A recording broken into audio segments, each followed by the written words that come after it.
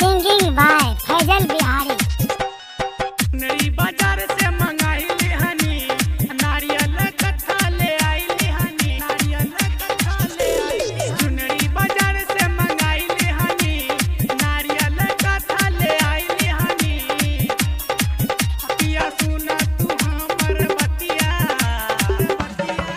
बापू जी के चला नगरिया तू ले आई दा मूर्ति मैया। बापू जी के चला नगरिया तू ले आई दा मूर्ति मैया।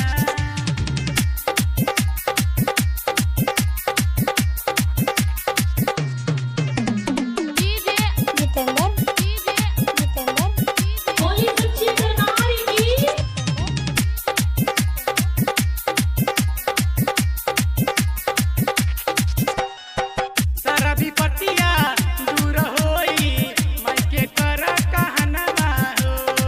दोनों हाथ जोड़ के कइल तू सब अपन पूजनवा हो, सब अपन पूजनवा हो। सारा विपत्तिया दूर होई सुना हमर कहनवा हो।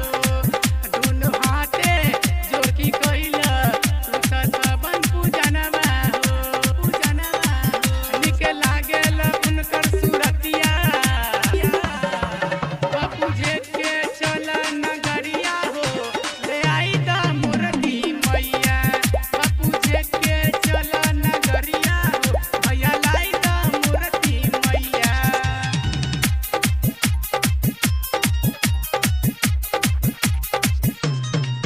Singing by Faizal Bihari.